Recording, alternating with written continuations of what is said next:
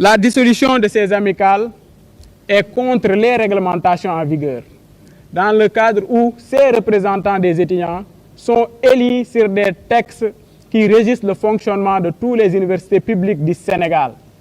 Et d'après le décret numéro 2021-1501 qui parle du fonctionnement et de l'organisation des universités, on y voit les différentes instances de décision où les représentants d'étudiants doivent siéger.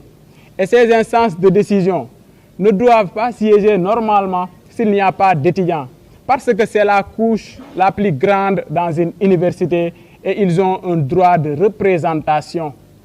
Et dans ces différentes instances de décision, à savoir le conseil académique, le conseil d'administration, c'est les mêmes règles qui régissent tous les membres.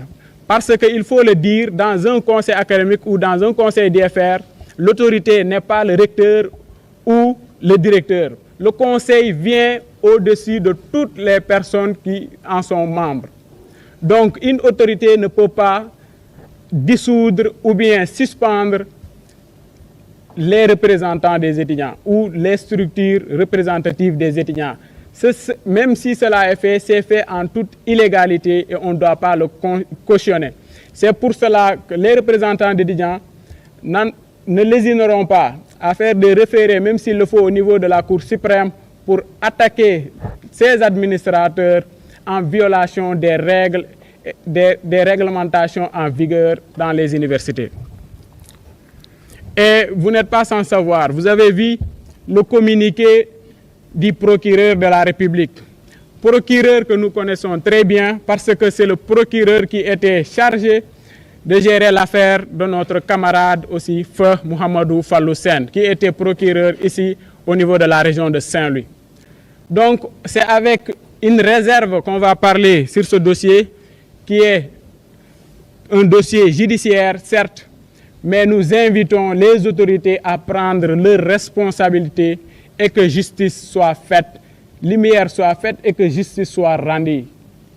Et avant de terminer ma prise de parole, je vais revenir sur la solidarité que nous manifestons envers nos camarades de l'ICAD. Vous n'êtes pas sans savoir qu'ils ont un seul représentant aujourd'hui ici.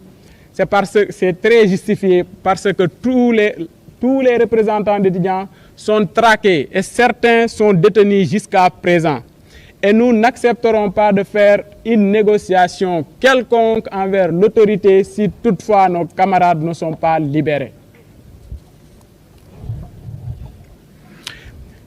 Avant de terminer, mes camarades vont revenir largement sur les réformes et autres. Nous exigeons la libération sans condition de nos camarades de l'ICAD. Nous exigeons que lumière soit faite et que justice soit rendue pour notre camarade Abdoulaye Ba. Nous exigeons le maintien des acquis des étudiants qui ont fait l'objet de luttes syndicales des générations antérieures et nous refusons d'être la génération qui va sacrifier les générations à venir.